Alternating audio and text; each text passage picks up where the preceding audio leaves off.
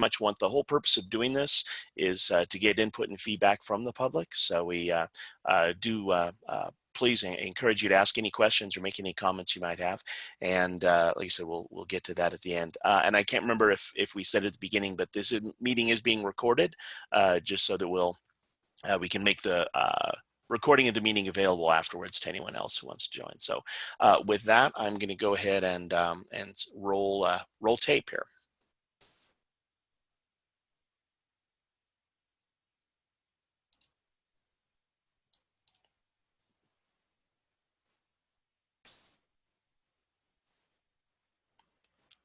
And give me a thumbs up if you can hear the audio. Good evening, and thank you for joining us for this discussion of the 2020 update of the Albuquerque-Bernalillo County Hazard Mitigation Plan. My name is Scott Field. I'm going to be walking you through this presentation process this evening. I'm going to do introductions here in just a minute. We're going to do give some quick introductions here, and then give an overview of the hazard mitigation planning process, what it is, why we're doing it, and why you should care. And then we're going to talk about what I mean when we say hazards and risk, and what we mean by that, as well as what that looks like specifically for Bernalillo County and Albuquerque. Then we're going to talk about the hazard mitigation strategy, which are the things that local governments are doing to reduce those risks from those hazards. I'm going to give you an overview of what the draft plan looks like and what information is in it, and then we'll talk about the next steps in this planning process to include an opportunity for you to provide your comments and feedback on that plan. So a few logistics. We are going to keep everybody muted during this part of the presentation, which is the presentation part of the meeting. But at the end of the meeting, we will give everybody the opportunity to comment. We'd love to hear your input and feedback and your thoughts on this. That's the whole reason we're doing this public meeting. And the slides and summary of this meeting will be made available afterward. And this meeting is being recorded just for posterity and for documentation of the planning process. As I said, my name is Scott Field. I'm a consultant with a company called Wood Environment and Infrastructure Solutions, actually up in Denver, although I'm actually born in Albuquerque originally. I'm joined tonight by my colleague Amy Carr, who's hazard mitigation planner with our firm, and we've been hired by the city and the jurisdictions to help facilitate this planning process that I'll talk about in a minute. I'm going to introduce some other folks, and I'm not sure who all were actually pre-recording this part of the meeting so that we can get the captioning done. So I'm not sure who all is going to be on the call Thursday night, but just so you know who the planning team members are for your jurisdiction, we have Roger Ebner, who's the Director of Emergency Management for the City of Albuquerque, and Nick Zubel, who's a Senior Planner there. From Bernalillo County Office of Emergency Management, we had Richard Clark, who's the Director of Emergency Management, along with Nicole Martinez, who's the Emergency Management Specialist there. For the Village of Los Ranchos de Albuquerque, we have Jeff Phillips, who's the emergency manager for the village. In the Village of Tijeras, we have Juan Hernandez, who's the fire chief there, is representing Tijeras. And then we also have 3 special districts participating in the planning process, and I'll talk about that more in a little bit. But for the Albuquerque Metropolitan Arroyo Flood Control Authority, or AMAFCA, we have Nicole Freet, who's the development review engineer there, along with Nolan Bennett, who's a field engineer. And then for the Albuquerque-Bernalillo County Water Utility Authority, we have Andres Santiago, who's the risk manager, and Aura Gonzalez-Ayer, who's the safety manager for the Water Authority. And then also with us, we have the Middle Rio Grande Conservancy District, represented by Mike Hammond, who's the Chief Executive Officer there, and Yasmin Najmi, who's a planner with the Conservancy District. So there's kind of who all the main players are for your specific jurisdictions. What I'm going to do now is give an overview and kind of talk about what hazard mitigation is, again, what we're doing and why we're doing it and why it's important to you. So a couple of definitions, just kind of to get our terms out of the way up front. When I use the term hazard, referring to any natural or human-caused event that can cause harm or negative impact to a community. So it could be something like a flood or a tornado or a wildfire or a drought, or something that's human-caused, like a hazardous materials spill or a pandemic, even something like a terrorist attack or something along those lines. So I say hazard, we're talking about an event that can do damage. when I use the term vulnerability, what we mean there is we're talking about how the community can be can be affected by that community. If we have flooding, but it's in a place where it doesn't really do any damage, we're less worried about that than if it happens in an area where it puts lives and property and the environment at risk. So where those two overlap, and you can see in that little diagram there where we have the hazards and the vulnerability, and where those two overlap is what we call risk, which is where you have the potential for loss and damage. And hazard mitigation, which is what we're talking about in this plan, is basically what are the things we can do before a disaster happens to reduce that risk. We can't always prevent things like floods and tornadoes and so forth, but we can do things that will reduce the impact of them. Basically, we're trying to reduce that overlap, that red risk area in the middle, get that as small as possible. So if you follow the news, you're probably aware that disaster costs have been rising sharply over the last several decades.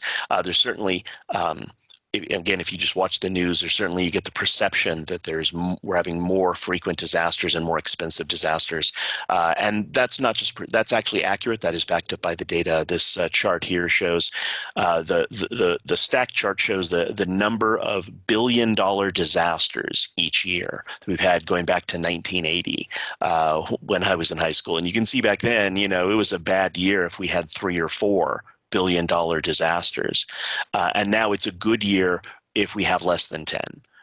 So they've really gone up sharply, and then the lines show the dollar costs associated with those disasters, and they've have been increasing lately. And there's a number of reasons for that. Partly is just population and community growth. More people means more people at risk of hazards, particularly if you have more people living in hazardous areas. We have them building in floodplains. You have people building homes in the wildland urban interface, in the East Mountains, where they're more susceptible to wildfires, where there didn't used to be as many homes there. Not just buildings, but also, or not just residences, but also public buildings, commercial buildings, critical infrastructure, and so forth. Additionally, the cost of replacing that infrastructure has gone up, partly just increased building costs, also because we've gotten much better at designing buildings that are less likely to burn and less likely to fall over, and designing infrastructure that is more resilient, which is good. And what's not shown on that previous chart is the number of lives lost to these types of big disasters has actually decreased. And that's partly because we're just building stronger buildings and we're building smarter. The downside of that is that is more expensive. So then the replacement costs of those infrastructure goes up. Also, we are seeing more frequent storms and more severe storms that are causing these types of impacts. We'll talk about the impacts of climate change a little bit as we go on. And then more and more, what we're starting to see more and more is one disaster cascading into another. And kind of the classic example, particularly in the Southwest, is you'll have a drought that lasts for a while and dries everything out, and that raises the fire risk. So then you have a wildfire, and then the wildfire creates a burn scar, which then increases the flood risk. So you have one disaster that then exacerbates or amplifies the impact of subsequent disasters, and we are seeing that more and more. But the good news is there are things that we can do to reduce that risk and to kind of keep these things from happening. There's a number of reasons why we want to do that. First is just that, state and local governments, we have a legal and moral responsibility to protect lives and property in the jurisdictions. Again, just the increasing costs of these disasters shows that doing nothing is no longer a valid option. It is the cost of not mitigating is becoming too great to ignore. A lot of these disasters are fairly predictable and somewhat repetitive. I mean, we can't tell you to the day when there will be another flood, but we know that there'll be more flooding in the future, and we can generally predict what types of areas are generally at risk of those. And there are, as I said, steps that are actions we can undertake to reduce those risks. There's stuff that have been proven to work across the country and around the world. They're very cost effective, they're good for the environment, and there is money to help with that. And we'll talk about that here in a minute as well. So basically, sometimes feel like the perception you sometimes get watching the news for disasters is, we have a disaster and we rebuild, And then we have another disaster and rebuild. It's kind of like, you know, the old Monty Python skit about, you know, I built the castle in the swamp and they said I was crazy, but I built it anyway. And then it fell over, sank into the swamp. So I built another castle and it burned down, then fell over and sank into the swamp. So I rebuilt again. We want to break that cycle. The idea here is we want to, when we do rebuild after a disaster, we want to rebuild smarter and better so that we don't have the same disasters over and over, and the same properties don't flood over and over again, and we don't have the same areas at risk of these hazards. As I mentioned, a lot of these actions are very cost effective. This is a study that was done a couple years ago. There's actually an updated study that just came out in 2019, but they found that they looked at a number of hazard mitigation actions across the country, actions that were taken, and found that for every dollar spent on hazard mitigation saved us anywhere from $4 to $6 in response costs, which is a really good deal. And you can see those numbers vary a little bit. For things like flood, it's as high as 7 to 1. For things like wildfire, it's about 3 to 1, mostly because a lot of the actions you do for wildfire, like thinning out brush and fuels reduction and so forth, have to be redone every few years. But even that, if I told you you could spend $1 to save yourself $3 tomorrow, you'd probably take that deal. So these are very cost effective and very, it makes good economic sense to do it among anything else. I mentioned there are federal funds available for this. In addition to various state and local grants, there's a number of grants available through the federal government, mostly through FEMA, the Federal Emergency Management Agency. And one of the reasons we're doing this plan and updating it right now is because it is a requirement through something called the Disaster Mitigation Act, which was passed back in 2000, that in order to be eligible for these grant funds, you have to have a FEMA-approved hazard mitigation plan in place. So that's why we're currently updating this plan. Shown here is the cover of the current mitigation plan for the Bernalillo County and Albuquerque area, which was approved in 2015. So this isn't anything new. As I've said before, we're just updating this plan. The law does require that the plan be updated every 5 years to keep it current and reflect changes in the community and changes in hazards, as well as what work has been done. So we're updating this plan again here for 2020. And again, it's going to, in addition to making the participating communities eligible for grant funding, it also is going to reduce losses and just make your communities more disaster resilient, which is really the objective here. So we're kind of following a 4-step process here, and I'm going to go through these a little. I'm not going to go through these in great detail, but just kind of so you understand the process we've been going. We actually started this process back before the pandemic started, which kind of threw a wrench in our schedule a little bit. But the first step is kind of organize resources, figure out what is the planning area, or what are, you know, what's covered by this plan. What are the area that we're planning for? Build the planning team. I already referenced the main players from each of the jurisdictions there. We developed a community outreach strategy, which includes, among other things, this public meeting. And then the second phase is conducting a risk assessment, which is where we look at, again, what are the hazards that can impact the area? Where are we vulnerable to those hazards? And then what current capabilities does the community already have in place to reduce those hazards, so we know what we're building on. And then phase 3 is kind of the what are we going to do about it phase, which is where we develop goals and objectives and specific actions aimed at reducing vulnerability and reducing losses to hazards. And then phase 4 is where we actually get the plan adopted and finalized and implemented and keep it current and implemented over the next 5 years. So I've used the phrase planning area several times during this meeting already. When I do that, I'm basically referring to the Bernalillo County area with a couple of exceptions. We're basically covering the entire county, although most of our analysis does not include the tribal lands or Kirtland Air Force Base, and that's simply because they have their own plans in place, and the tribes have a slightly different process that they can follow for hazard mitigation. So they're not participants in this plan per se, although again, most of the hazards we are looking throughout the entire county. The participants in this plan, and I already kind of referenced them at the beginning when I introduced the planning team, is Bernalillo County, the City of Albuquerque, the 2 incorporated municipalities of the Village of Los Ranchos de Albuquerque and the Village of Tijeras. And then we have 3 special districts that are also participating in the plan as jurisdiction: AMAFCA, the Middle Rio Grande Conservancy District, and the Water Utility Authority.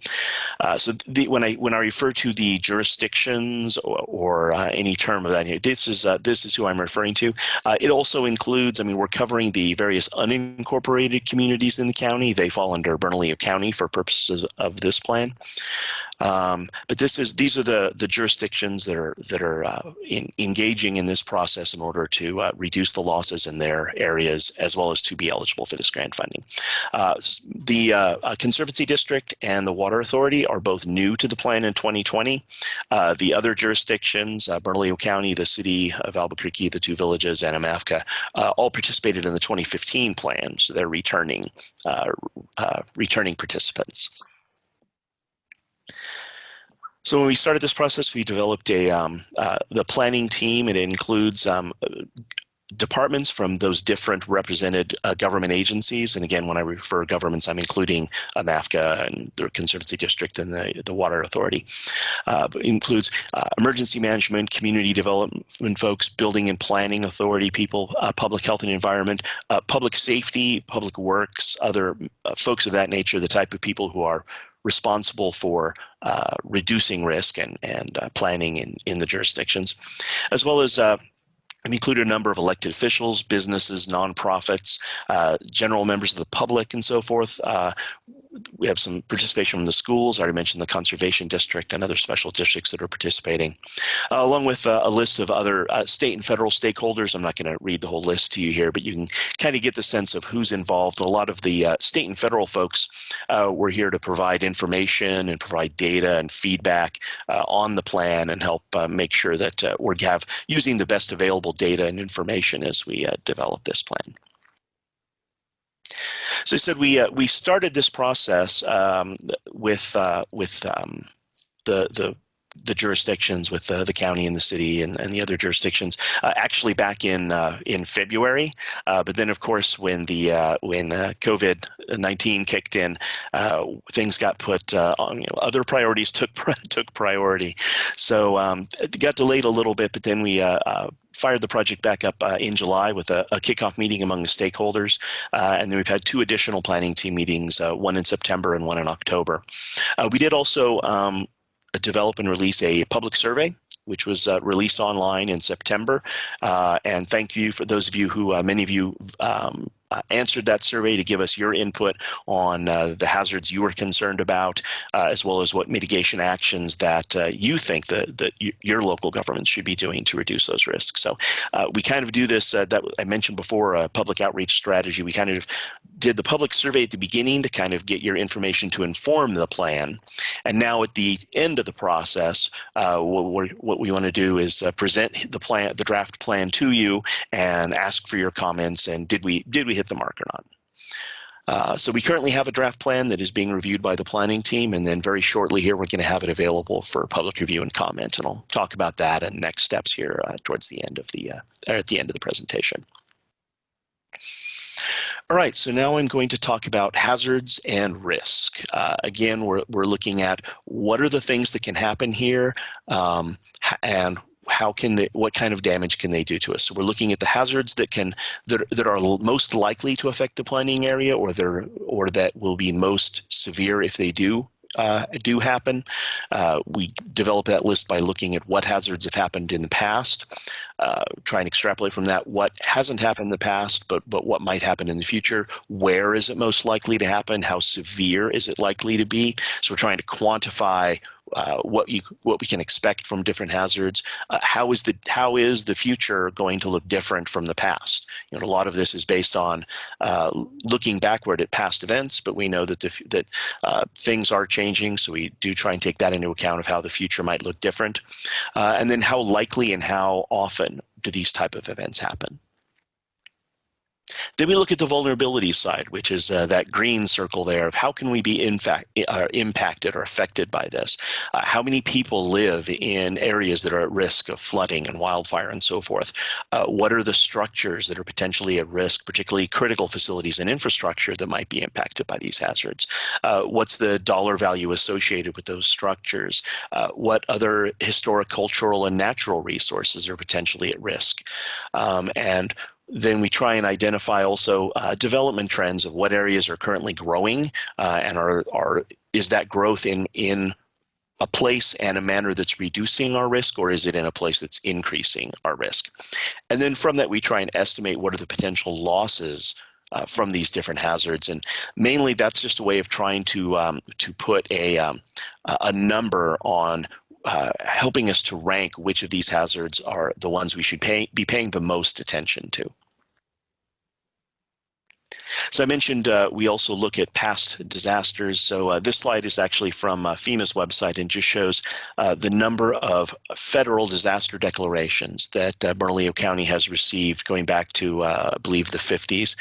And you can see they've had overall a total of 11 declarations, which is about in the middle of the state. The county that's had, some counties have had as many as 20 declarations, but we've had 11. You can see just over half of them are from fire.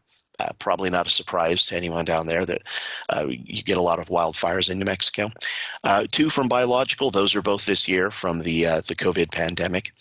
2 from severe storms, and 1 from a hurricane, which always kind of raises questions of how New Mexico got a declaration from hurricane. That was actually from Hurricane Katrina, because the state and the county helped out with refugees from that event. So they were included in the disaster declaration for that. So based on looking at what disasters have impacted the planning area in the past, here's the list of hazards that the planning team put together, again, including your feedback, those of you who answered the online public survey of the hazards that are most likely or most of most concern to the jurisdictions. And I'm going to go through each of these individually. I'm not going to read the slide to you here, but I've got a couple of slides on each of these, and we'll kind of talk about what those look like. You see, we've kind of divided them into natural and human-caused hazards, and that's a somewhat artificial distinction, but it's just kind of a grouping that FEMA uses in terms of which are stuff that are naturally occurring versus things that are more technological or human-caused. For each of these hazards that we profiled, what we've done is we've gone through and we've developed a chapter in the plan for each of those hazards, and it's going to look at what is the hazard, what do we mean, what are we talking about when we talk about flooding, what do we mean? What does that look like? When we talk about a cyber threat, what does that mean? We look at past occurrences, both in the planning area, in the state and nationally.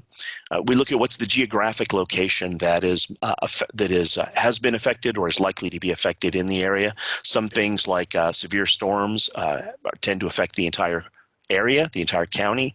Other things like floods are more likely to be tied to specific areas, similarly for wildfires, where there's more of a geographic component to it.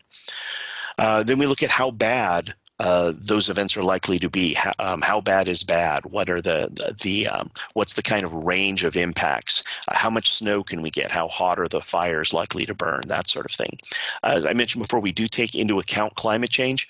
For this one, we didn't look at climate change as a separate hazard, but rather we looked at it as how are the impacts of our changing climate going to affect each of these hazards? And are they going to make them better? Are they going to make them worse? How are they going to change each of these other categories or other factors here? And then based on all that, we try and quantify what's the most likely probability of future occurrence, how often it's likely to happen or how likely it is to happen. And then for the vulnerability assessment, we look at how is it most likely, or what are the most likely impacts or the potential impacts of each of these hazards, both on population, property, critical facilities and infrastructure, impacts to government services, and the ability of government to do their job and provide critical services, as well as impacts on the economy, I mentioned historic, cultural, and natural resources. And then again, what are the impacts of future development, how that could change the impacts of those. For each of these, we kind of ranked them by a couple of different methods here, and there's not a test on this at the end of the presentation, but just so when we use these terms and we say that a hazard is highly likely to occur, what we mean by that is that it's you can pretty much expect to have that hazard impact pretty much every year. Likely means it's probably going to happen in the next few years, but maybe not every year. Occasional happens once in a while, and then unlikely is where you have those much rarer events that might be more devastating when they do happen. Similarly, for spatial extent, how much of the county is likely going to be impacted by this event? How severe is it likely to be, both in terms of deaths and injuries, property damage, and impacts on critical facilities? And then based on that, we kind of have an overall hazard significance. So you'll see when we talk about each of the hazards, we'll use these terms to kind of rank the severity or expected impacts of each of these. All right, so given that, I'm going to jump into and we're going to start going through each of the hazards that were listed, starting with the natural hazards, and I start out talking about flooding. So they're based on we have a number of different databases that we look at, including some from the National Weather Service, the National Oceanic and Atmospheric Administration, as well as just media records and information provided by the public and the planning team. It's not the databases aren't complete, but usually they give us a good general overview of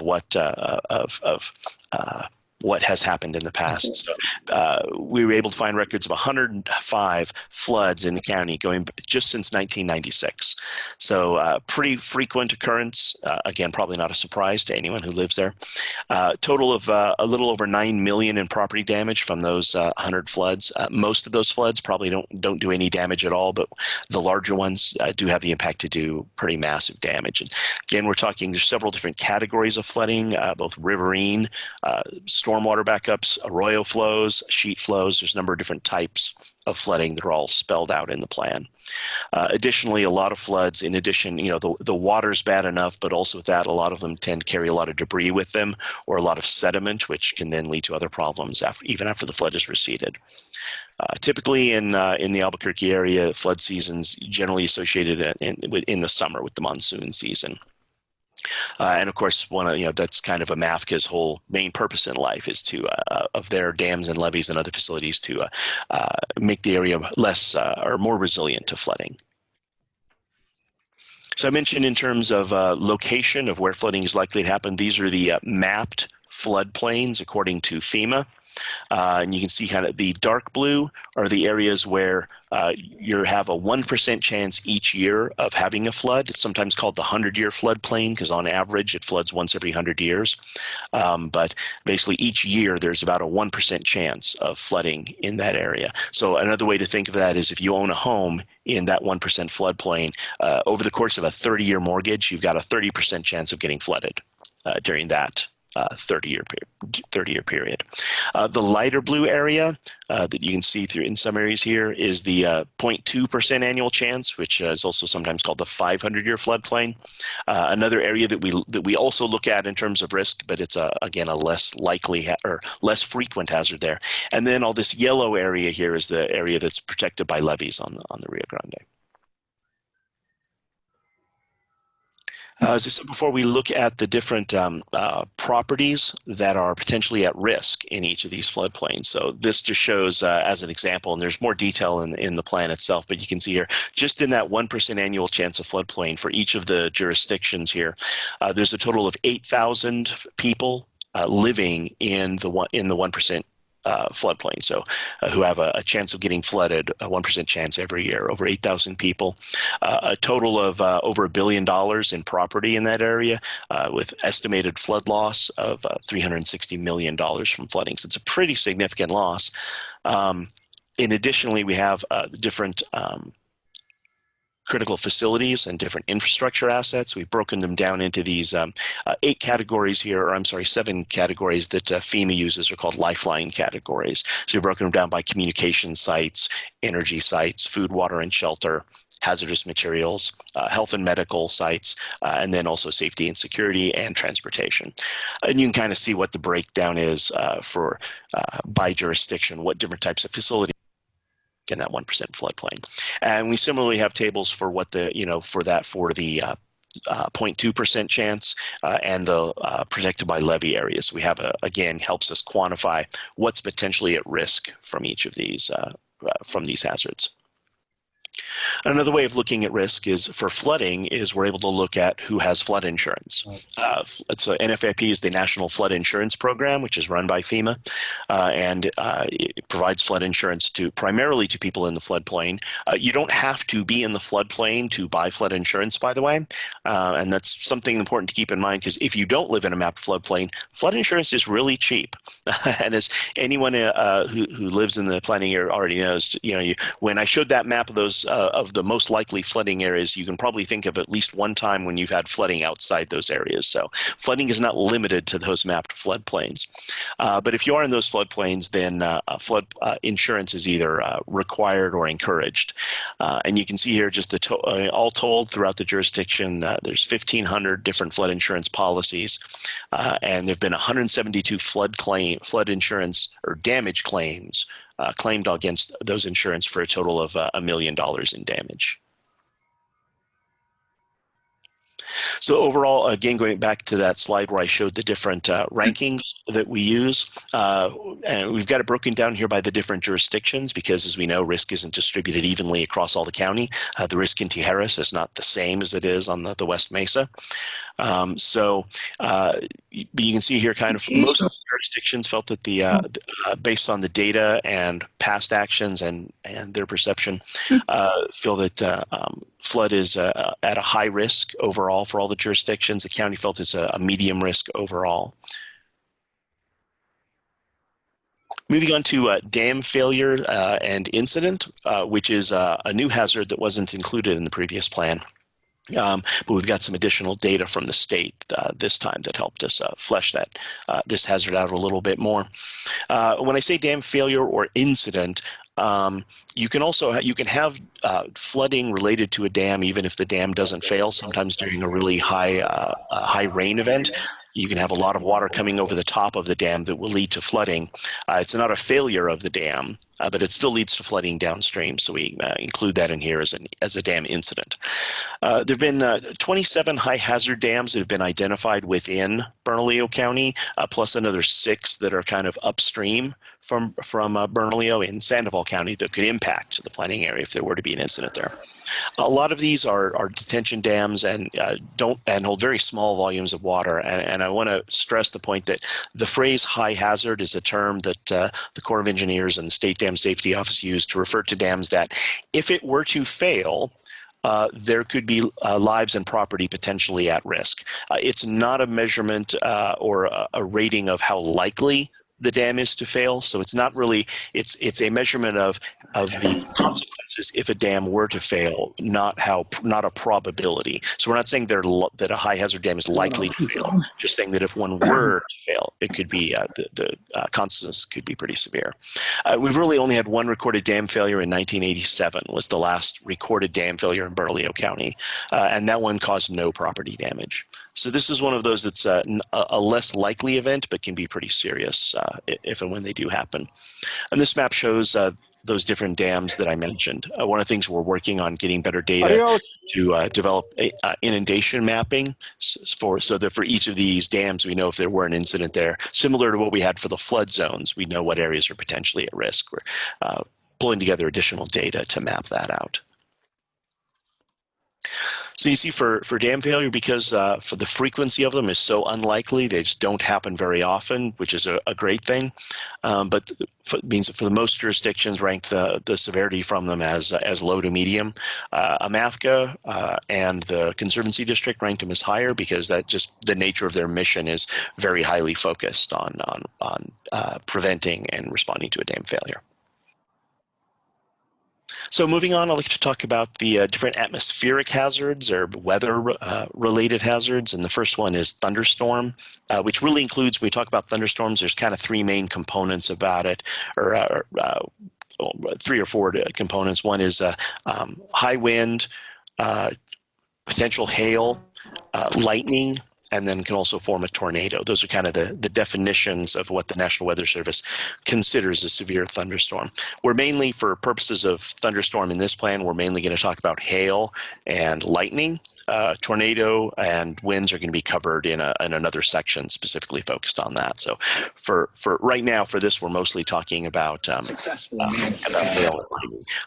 Rain and high rainfall is also associated with thunderstorms. We kind of discussed that under flooding.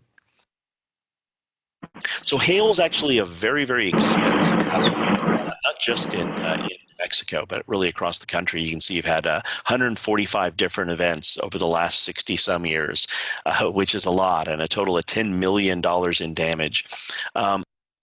Most of that is insured. Most hail damage tends to be insured to 1 degree or another if you've ever had to have your windshield replaced after a hailstorm.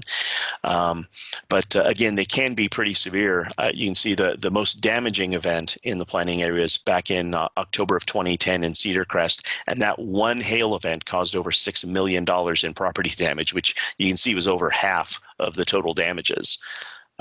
Most of the hailstorms, we tend to rank them by the size of the hailstone, and you can see the vast majority of the hail that you get in the planning area is 1 inch diameter or less, but you have had hail as large as 1 3/4 or even as much as 2 inch, and they can do pretty severe damage when they do happen. This is according to the National Weather Service reports, just shows different hail occurrences, and these are kind of center points. So each of these hail occurrences was not limited to just that dot, but kind of gives you a general area of where kind of the center of each of those hailstorms were and how big they were, with the green, the darker green ones being penny, nickel, and quarter sized, and then as you get into more of the lighter green and yellow ones, you're starting to get into golf ball and hen-egged, again up to 2 inch diameter hail. Lightning is another hazard that causes a lot more damage and casualties than people tend to think about generally. We only recorded 11 events in NCI, is the National Center for Environmental Information. And they only record 11 lightning events in Bernalillo County. That's not to say there have only been 11 lightning strikes, obviously, but 11 events that actually resulted in injuries or property damage. So $90,000 in property damage isn't that much compared to the 10 million on that hail does, but it is more likely to produce casualties. We have had 1 death and 10 injuries. People who are most likely exposed are people who are working outdoors or playing outdoors. It's also lightning strikes tend to create power outages, which can be an inconvenience for most of us, but can also be life-threatening to people who depend on electricity for who have health issues or disabilities where they need electricity to function and live their lives independently. It can be have much more severe impact. So overall thunderstorms for most of the jurisdictions, the overall risk was determined to be medium, with again a higher risk for AMAFCA and the Conservancy district just because of the nature of what they're focused on there. Moving on to high wind, which again is kind of a category of thunderstorms. We kind of broke it out just to look at separately. This map kind of shows the wind zones in the U.S., and you can see Albuquerque and the metropolitan area is in zone 2, which means you can get winds up to 160 miles an hour, which is obviously pretty severe. That same weather database that I mentioned before recorded 167 reported high wind events in the planning area going back to the 80s. A total of $5 million in property damage just from high wind, and that's not including tornadoes or anything. So as you know, wind can do a lot of damage.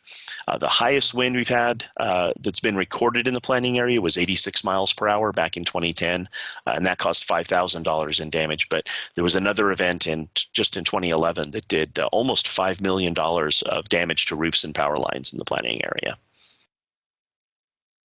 And again, as I mentioned a couple of times now, many of these hazards tend to cascade and impact into others. So when you have high wind events, they can be can potentially cause wildfires by blowing down power lines and sparking fires, but they can also, if you do have a fire, a high wind event is more likely to spread it that much faster and make it that much worse. So this map, similar to the hail event, kind of shows the center points of different high wind events that we've had through the planning area. And you can see there's a lot of red dots, which means 65 knot winds or higher. So even though you probably snickered at the hurricane declaration for Bernalillo County, you do get hurricane winds or winds that are as strong as hurricane winds in the planning areas. It's definitely something that can do a lot of damage. And the jurisdictions ranked the vulnerability or the risk from high wind is ranking from high to medium, depending on their location. Related to high wind is tornadoes, which are less common in the planning area, thankfully, but can do pretty severe damage when they do happen. We got 13 reported tornado touchdowns in Bernalillo County going back to 1950. And you can kind of see this chart shows across the state how many tornadoes by county. And you can see Bernalillo's on the lower end compared to some of the eastern counties, but still 13 tornadoes is still a lot, and $277,000 is still a fair amount of property damage.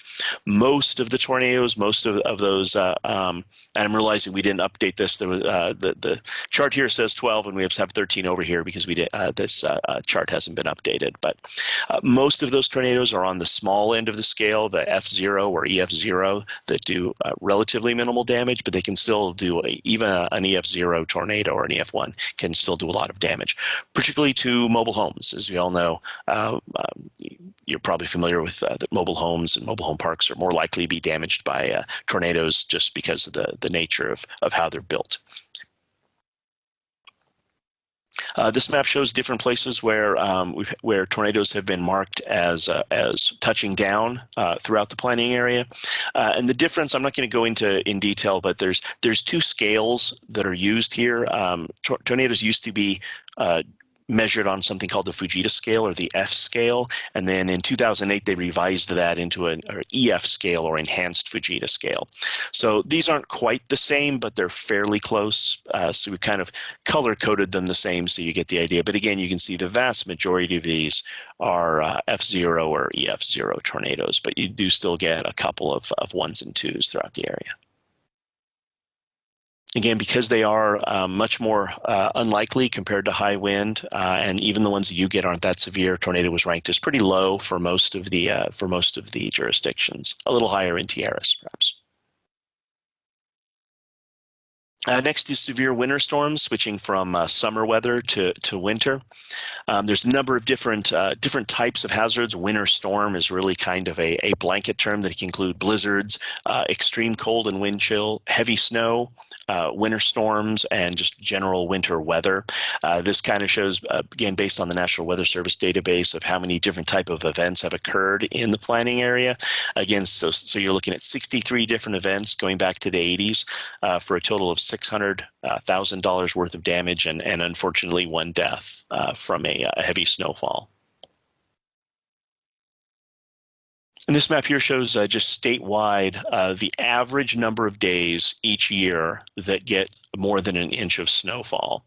And you can see Bernalillo County is within that yellow box there, and you can see mostly you get in the anywhere from 5 to 10 5 to 20 days per year, but a couple areas you can get as much as 20 or more. The Bernalillo County gets an average of 9.6 inches of snow every year. The most they've gotten in one day is just under an inch. And the snowiest month, typically December, is when you get most of your snow. 2.4 inches is what you average in December. But in 2006, you get 20 inches, if there's you who probably remember that. And then, of course, cold temperature is also an issue, both in terms of its impacts on people and just in terms on pipes freezing and other property damage. So you had temperatures as low as minus 17 Fahrenheit going back to 1986. So the risk from winter storm really varies across the planning area, and partly it depends on where those winter storm impacts are most hit the most severe, but also how prepared the different jurisdictions are, or the type of construction they have, and the different types of impacts. So you can see the villages of Los Ranchos and Tijeras rank as a little higher. They're a little more concerned about it than the city of Albuquerque or some of the unincorporated areas. Okay, moving on from winter, we're going to go talk about the other extreme. We're going to talk about extreme heat, which certainly the Albuquerque area is no stranger to high temperatures. Most people think of extreme heat as just something that happens, but again, it can be life-threatening and can actually lead to deaths and injuries. And again, this is definitely something that all the best available data and scientific studies does impact. We're likely to see increases of this in the coming decades. This chart here shows going back to 1930, the average annual temperature in the planning area, and as you can see, it's gone up pretty sharply, gone up by 4 degrees just since the 1930s, just in the last 90 years, and that trend is definitely projected to increase into the future. And this map here shows for the Southwest area the change in the number of days of extreme heat, and as you can see, particularly in New Mexico, we're expected to see a very large increase in the number of days of extreme heat every year. So again, looking at this, the risk from that, the risk varies from high and medium for most of the planning area. So related to extreme heat is drought, and obviously these two are very closely related, but for extreme heat, we've looked at the effects of heat and the temperatures, the direct impacts, drought being more of an indirect impact of that based on high heat and lack of rainfall. The U.S. Drought Monitor divides different drought impacts into these different categories, from D0, which is dry but not really not too severe, up through moderate drought to severe, extreme, and exceptional drought. And this list is they do a customized list for every state and area. So this list is customized for Bernalillo County of what are the potential impacts of the different levels of drought in the planning area. And this top map here is just a snapshot from the U.S. Drought Monitor, which maps drought occasions daily.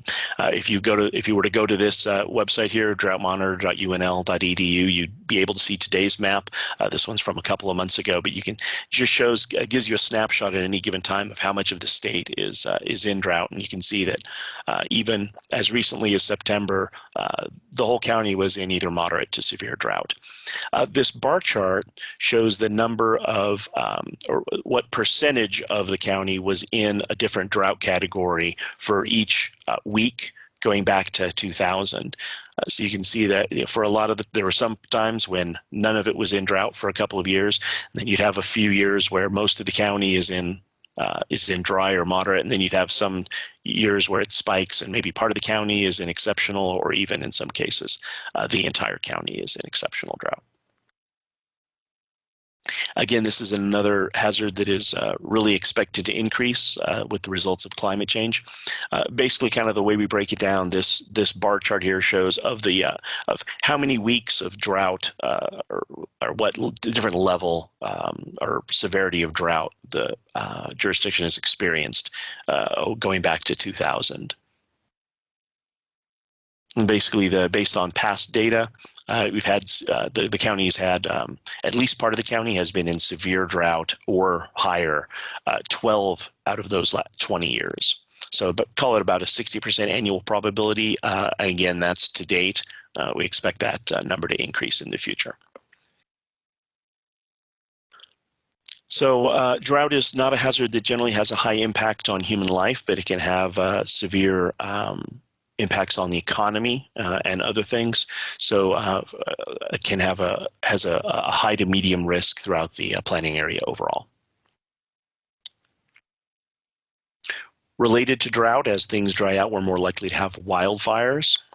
This map shows just the recent wildfire, well, recent, recorded wildfires in the planning area going back to 1911. And you can see we included some that are, outside the planning area but are close by.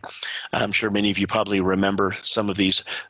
We've got a couple of different databases for some of these larger fires. We actually have like fire perimeters for where they occurred. For others, we only had like point data for kind of center point of where the fire. So, for example, each of these little dots here, the wildfire did not burn in a perfectly circular pattern most of the time, but the dot shows the center point, and then the size of that dot and color of it shows the size and the severity of that fire. Overall, we've had looking at the areas that are most at risk of wildfire. There's 62,000 acres in the county that are in the high or highest risk categories, and that includes, similar to the type of analysis we did for flood, we look at what's built in that area and who lives in that area, and there's 192,000 residents. It's a very significant percentage of the county's population that is at high risk of wildfire.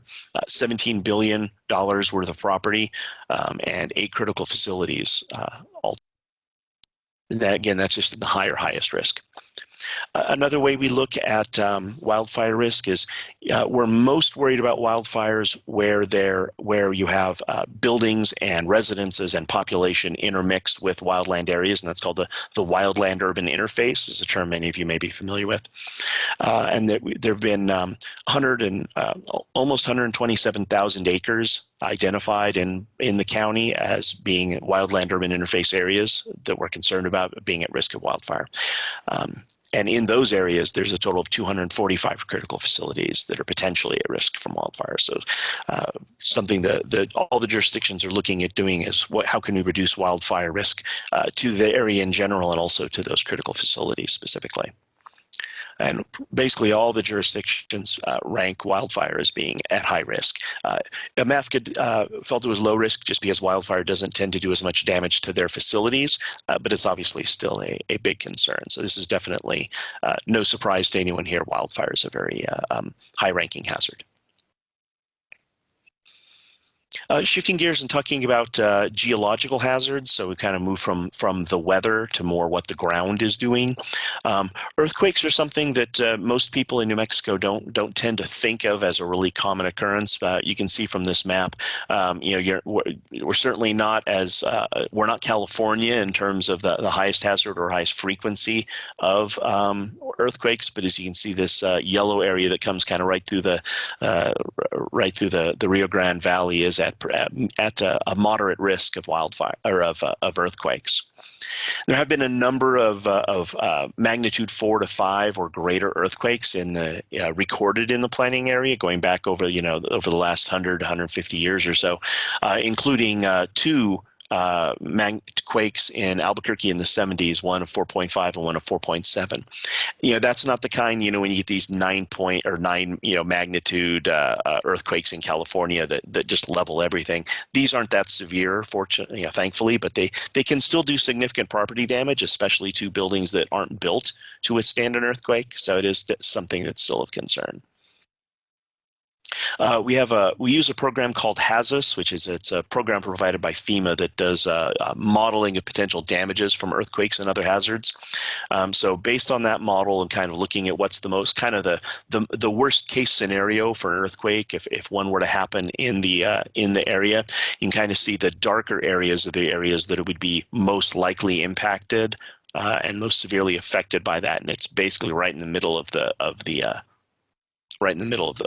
city, so pretty severe impacts along through that area.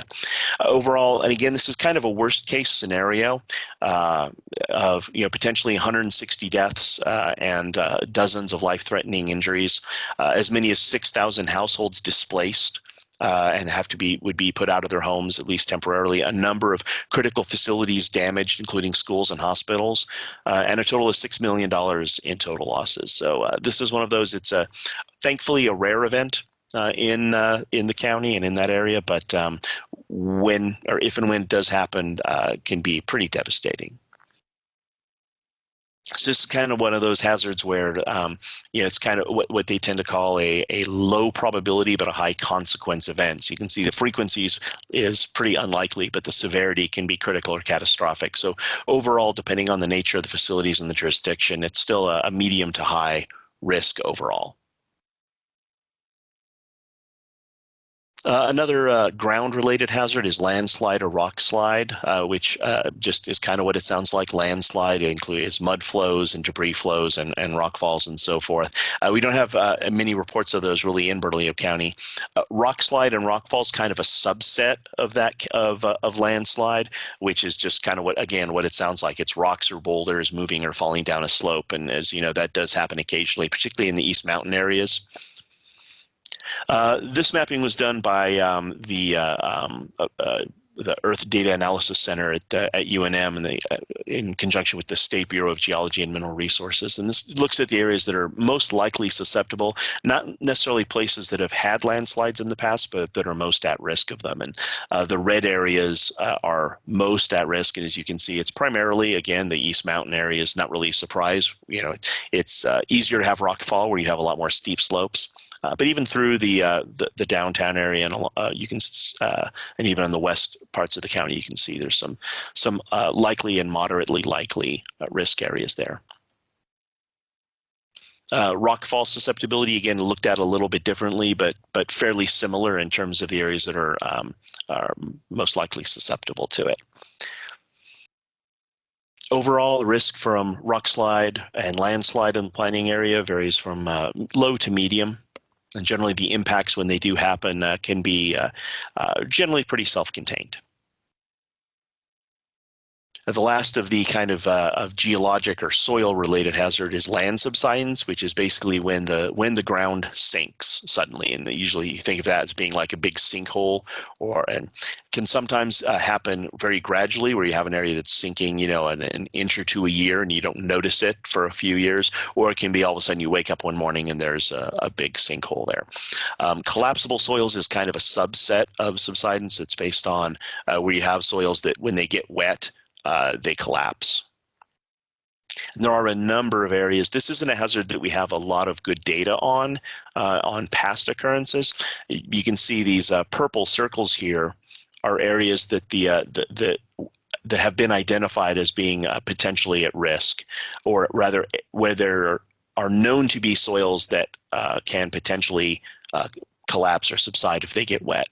And then the red areas and yellow areas are places that are likely susceptible.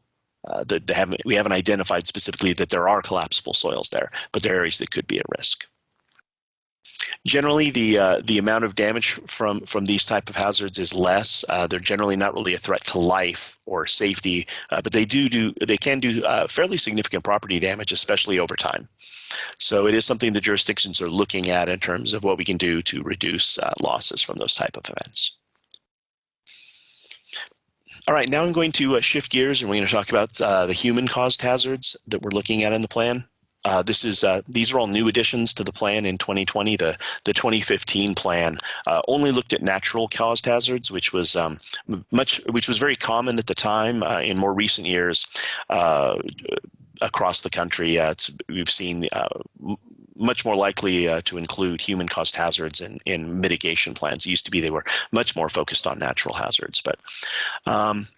I'm going to start off by talking as active threat, which is kind of a generic term for any kind of mass shooting, whether it's a school shooting, a workplace shooting, or something like that, or if specifically terrorism is being something that's politically motivated. So it's kind of a blanket term that we've kind of grouped together here. And I showed two different charts here. One of which is on the left, showing the number of terrorist attacks in the U.S. going back to the 70s.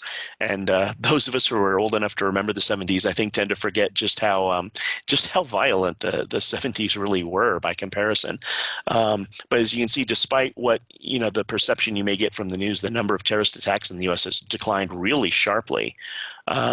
Throughout, from the 70s really through the early 2000s, a slight uptick in the 2010s, starting around 2014 or 2015. And 2018 is the most recent data for this data source. They hadn't included numbers since then, but still, we're seeing, even with this recent uptick, we're still, on par with or lower than the number of events we had in the 70s and 80s. By contrast, that unfortunately, when you look at, and so terrorist attacks, they're looking at, politically motivated, whether foreign or domestic, politically motivated attacks. But what we are seeing an increase in is active shooter incidents. And I want to point really quickly, by putting these two graphs side by side is a little can be misleading, because you'll notice the scale on these is totally off.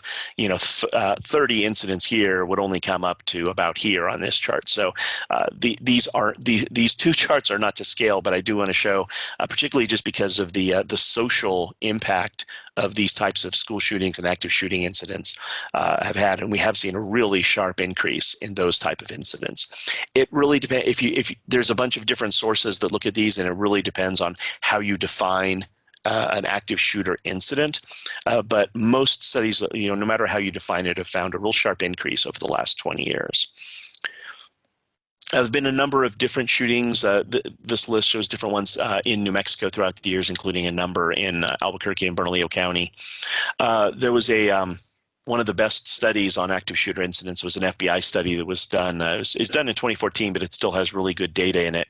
And they found that for the first kind of half of the period they were studying, they were seeing about 6 incidents a year. And then for the second half of that, it increased to as many as 16 incidents per year.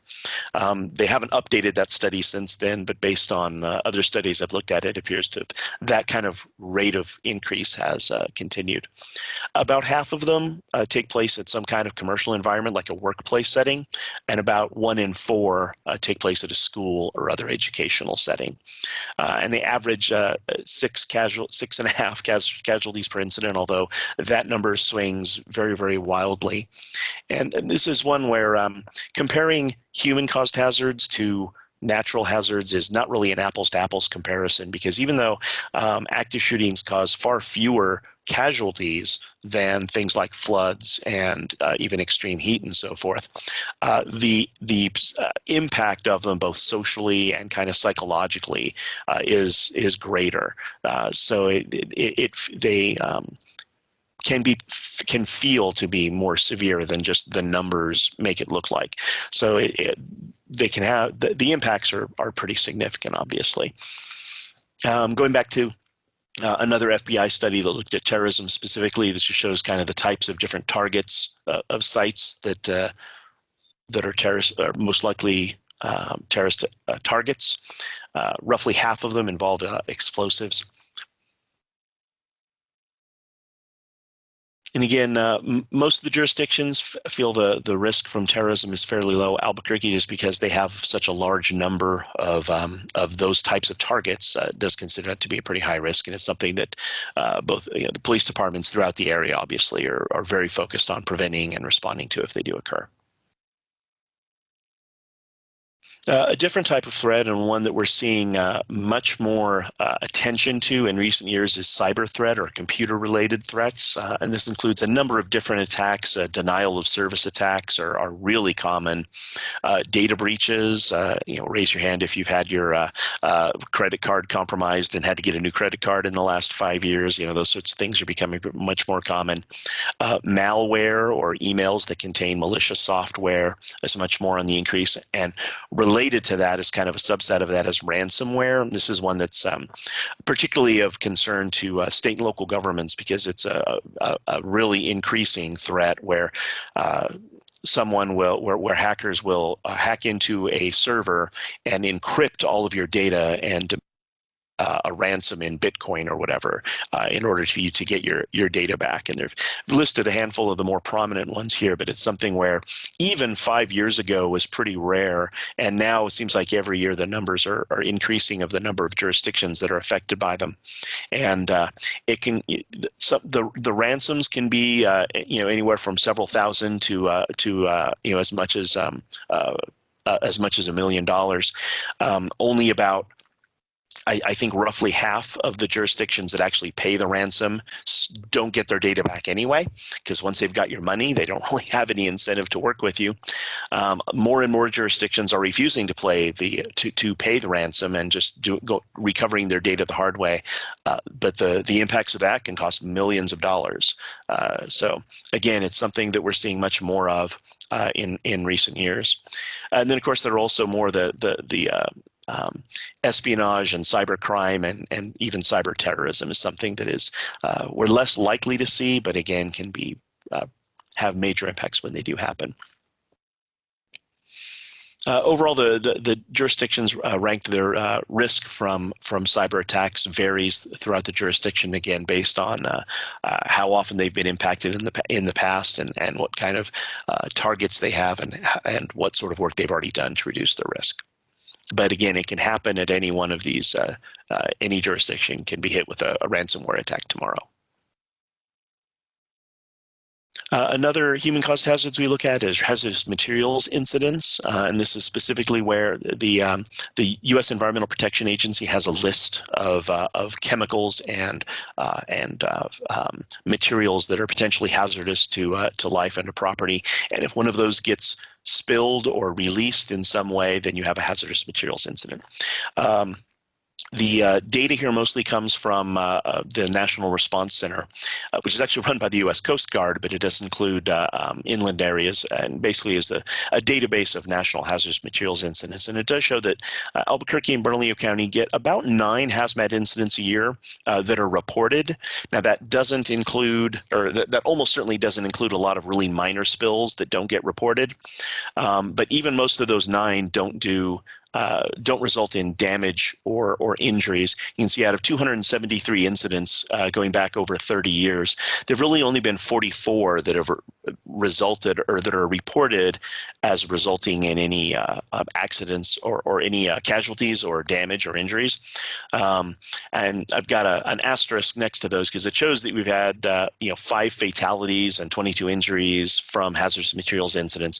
But when you actually look at the data, the way the response center calculates that is if you have a truck overturns on I-25 and spills a bunch of diesel and the driver is killed, that accounts as a fatality from the hazardous materials incident, even though it wasn't the hazardous materials that killed the driver, it was the accident. So most of these injuries and a lot of this property damages doesn't come from the hazardous material itself, it comes from the accident that caused the release.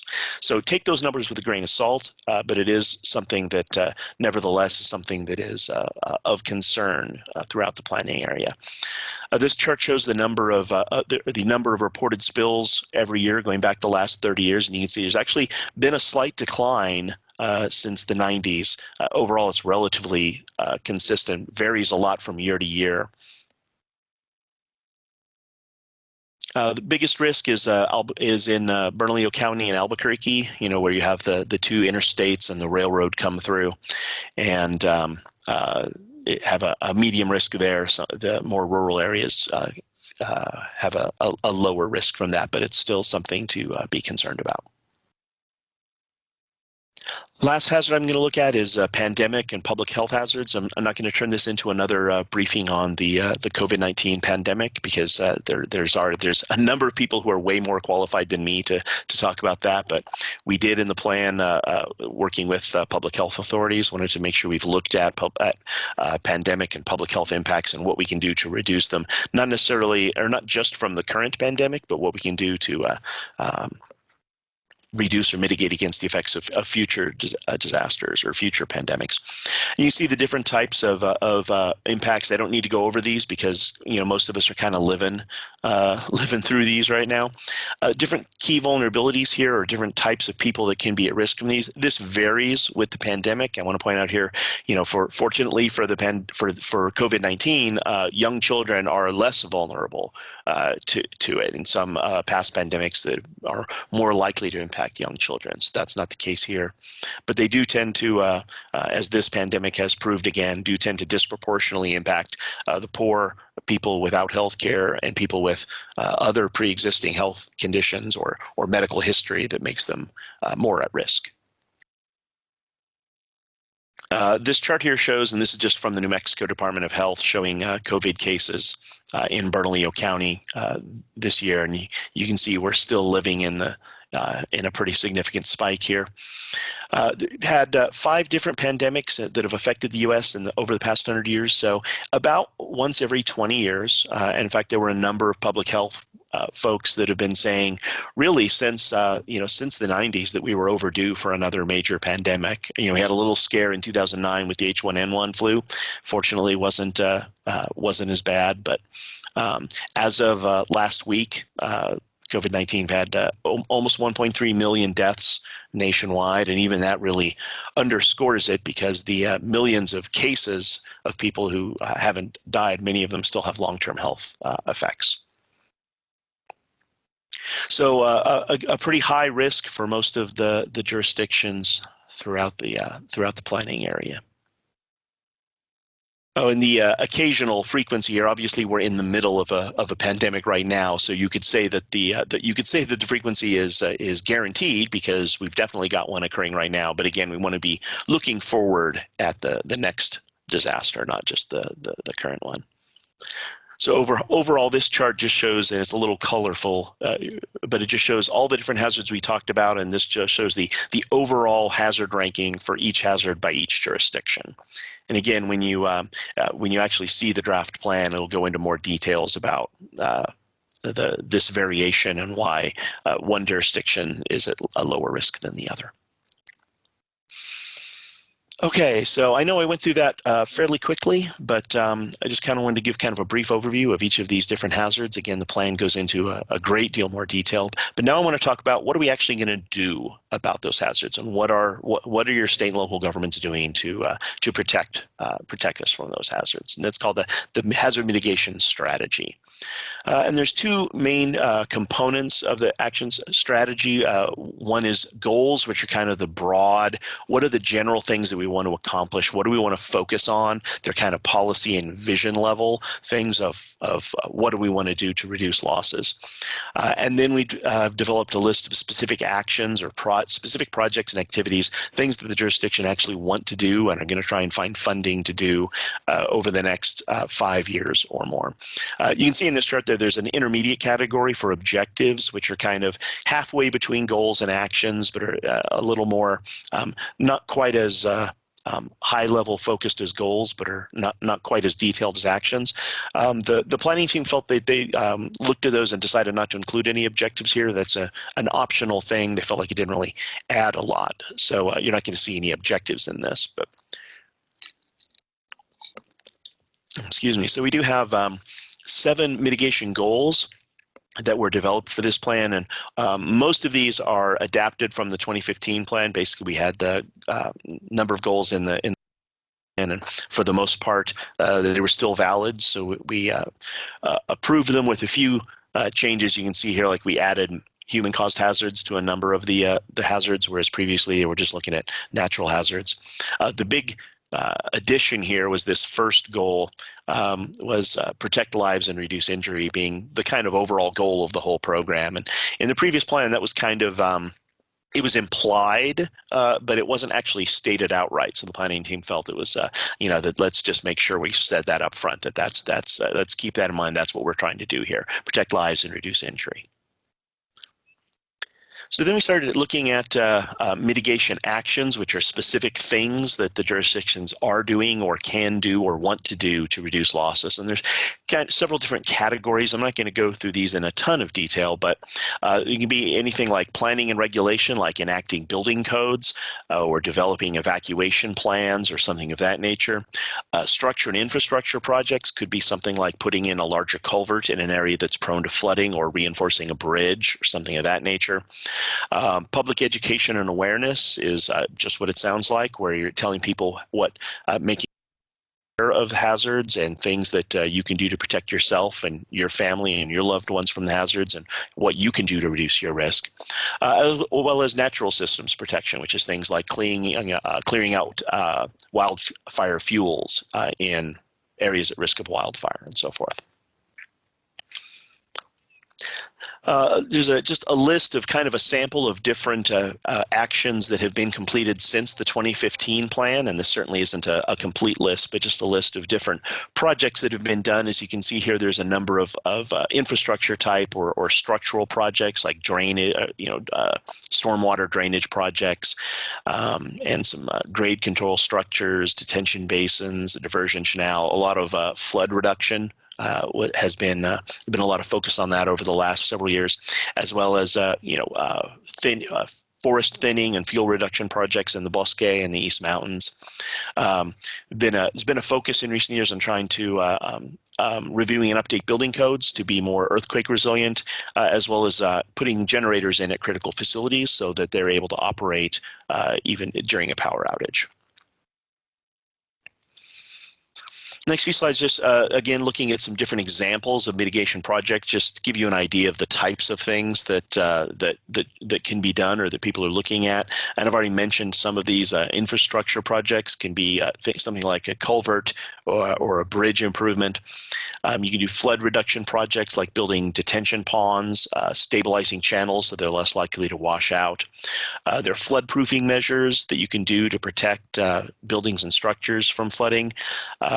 In some cases where you have buildings in the floodplain, you can actually elevate that structure so that it is above the level of floodwater, so it's not going to be flooded.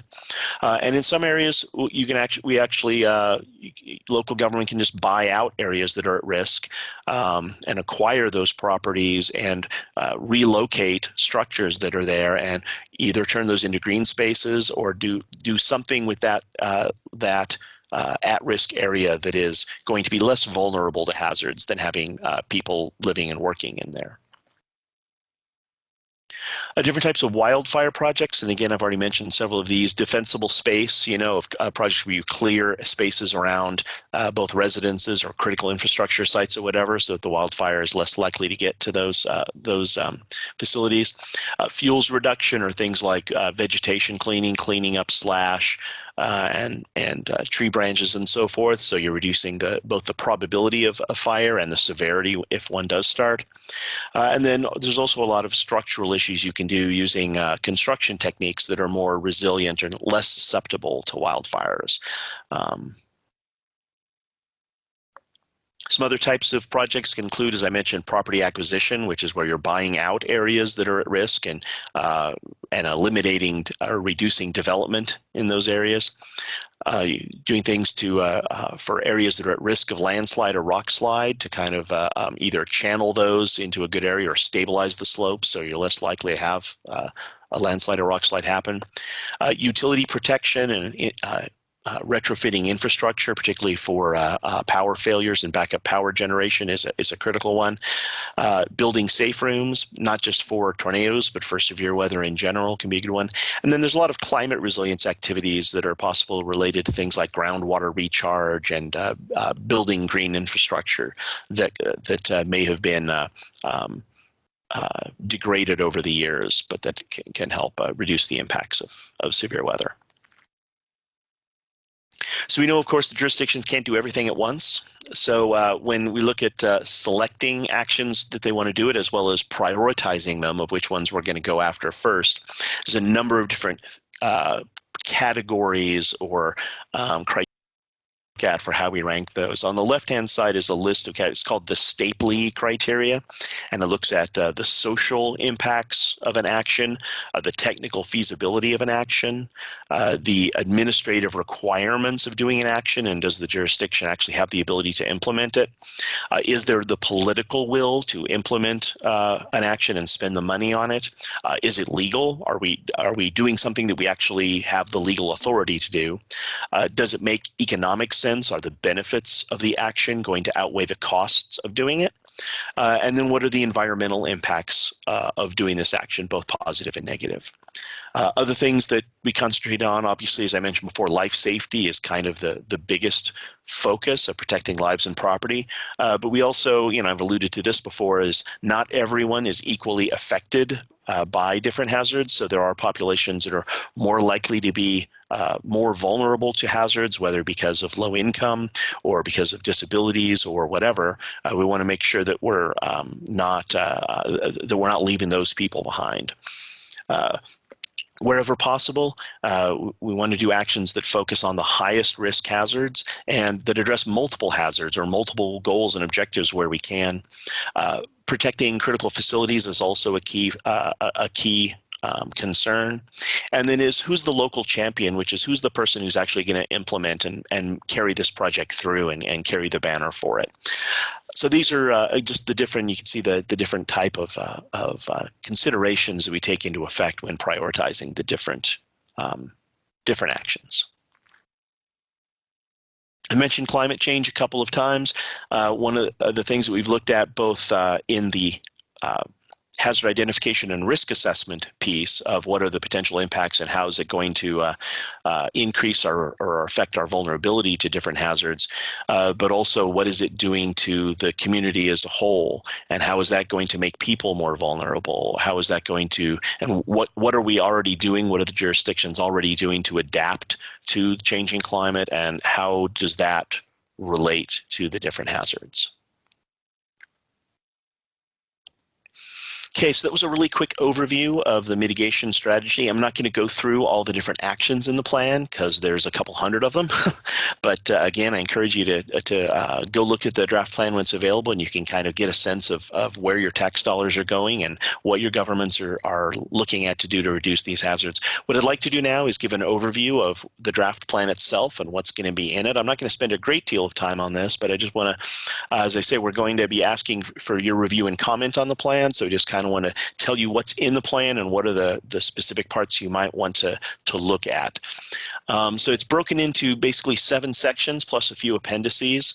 Got a slide for each of these, so we'll go through each of these in detail. It kind of follows the planning process we've talked about already, so this should be fairly familiar at this point.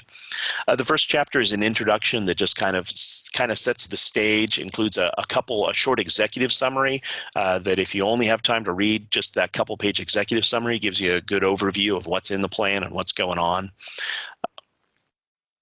Section 2 is a community profile section that looks at for each of the participating jurisdiction what kind of sets the stage in terms of what are the current conditions, how are they projected to change, how are the demographics changing in the jurisdictions, where are the social vulnerabilities and the vulnerable populations we talked about, and what are the future trends of how that's likely to change over time.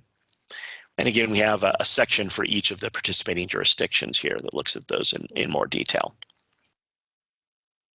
Section 3 details the planning process, and this just goes into, it's the longer version of those slides that I went through of here's how we did this process to include how we included public participation in the planning process. And that just documents the process for FEMA review, that we can show that we used a good inclusive process to go through and update this plan. Section 4 is the risk assessment. This is the thickest portion of the plan by far. This is a couple 100-page section just right here, but this is where we go into the detail on all those different hazards. And I had that slide before that showed the different things we look at in terms of this geographic location and the probability of future occurrences and a list of past occurrences and the different vulnerability assessment for each of these. So this is where all of that is listed and given in detail with maps where we have them. The next section is a capability assessment. I alluded to this earlier, but this is where we look at what the jurisdictions are already doing to reduce losses and try and identify where there might be some gaps of things that there might be opportunities to improve and enhance those capabilities. The mitigation strategy I just finished going through. It basically lays out the goals of the plan, spells out the progress that's been made on mitigation actions since the last plan, talks about how we identified and prioritized mitigation actions for the update, and then it has the list of mitigation actions. The mitigation action plan is the bulk of that, where it lists the different activities that the jurisdictions want to do to reduce their risk. And then lastly, section 7 spells out how the plan will be used going forward. You know, we put a lot of time and effort into developing this plan, and we don't want it to be something that just sits on a shelf in a 3-ring binder for 5 years. We want this to be something that is used and that is referred to. So this section really kind of builds into how the plan is going to be reviewed and how we're going to evaluate are the mitigation actions that we're taking, are they working? Are we making progress in getting the actions done? And are those actions reducing our vulnerabilities? And included in that is how are we going to incorporate mitigation into other plans? So how is the information from this plan going to inform your comprehensive plan for your community, or drought planning, or other different planning mechanisms to include emergency operations plans for the jurisdiction and so forth? How does this information feed into those other plans and vice versa? And then again with that is how are we going to continue to involve the public in that process in the future? All right, so I know that was a lot of material, and I went through it fairly quickly, but again, you can. There's going to be a deeper dive in the plan. You can go in.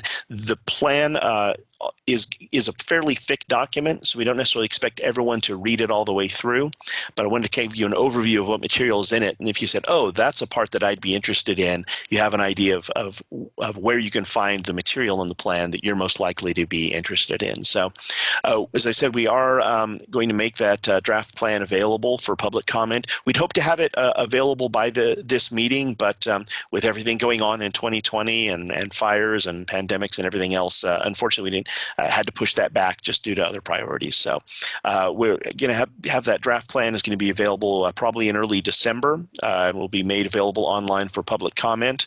And we'd again love to get your comments and inclusion, or comments and thoughts on that.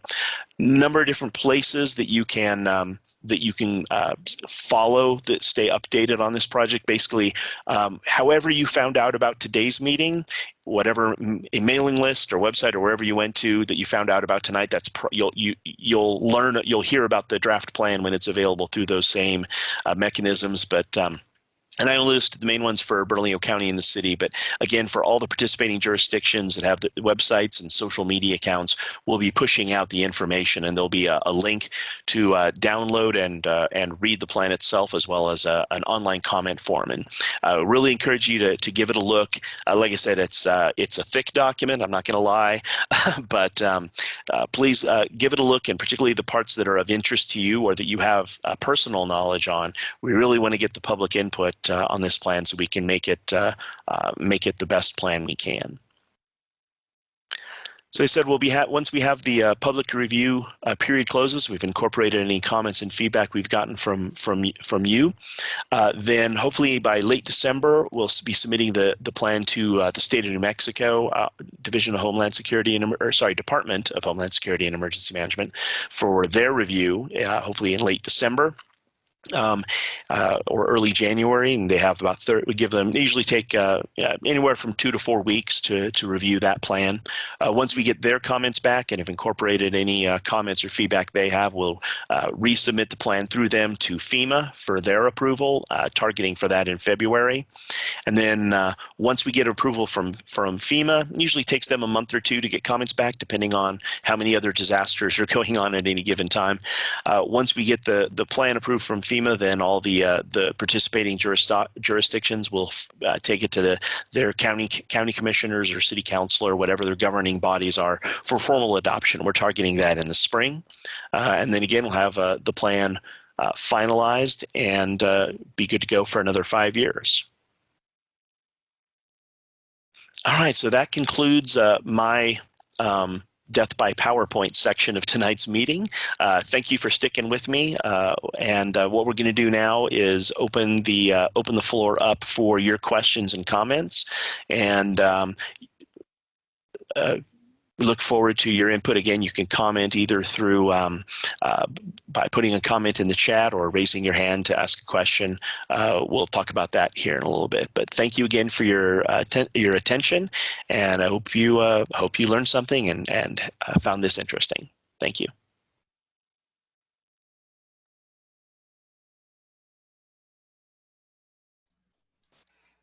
Okay, so that was a little longer than an hour.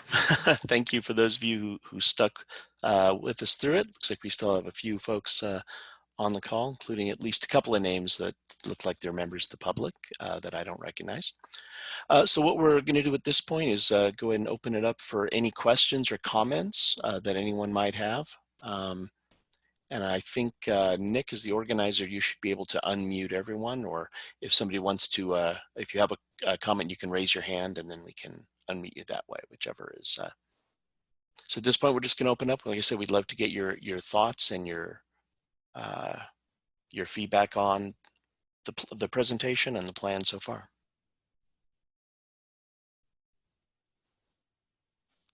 Hey, Scott, Richard Clark here, Bernalillo County.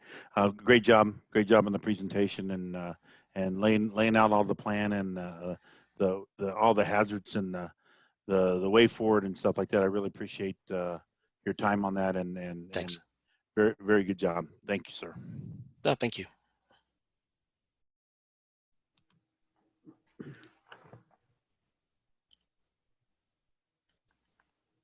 Because, you know, and I'm sure you're the same way, whenever I'm listening to myself or seeing a presentation myself, all I'm doing is thinking, oh, I forgot to say this. I shouldn't have said that. And does my voice really sound like that? Other questions or comments?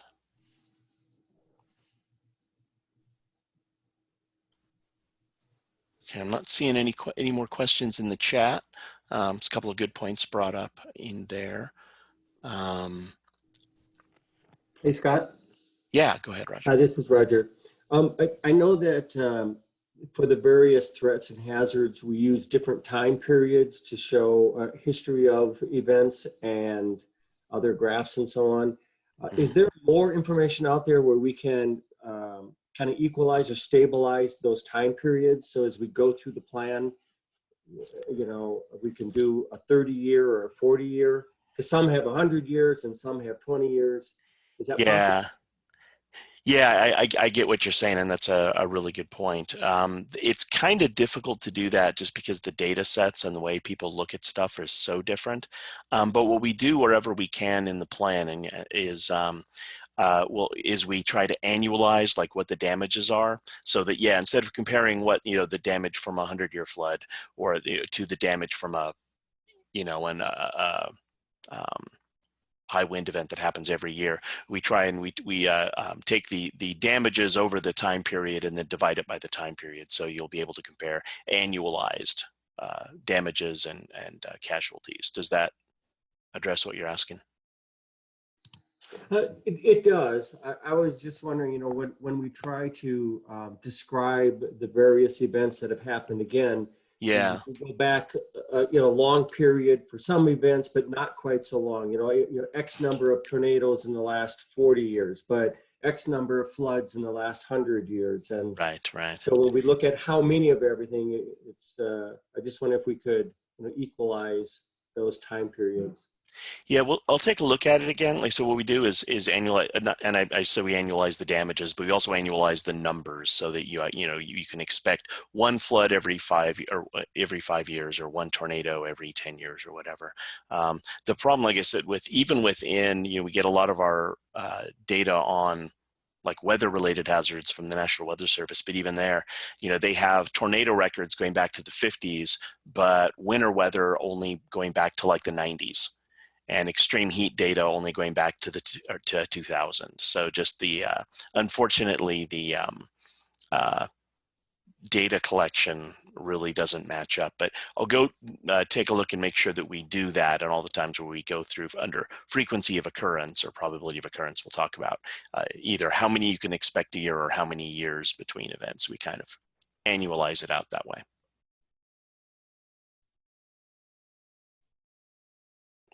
Good question. Other questions or comments? Anything else from the general public? Looking at the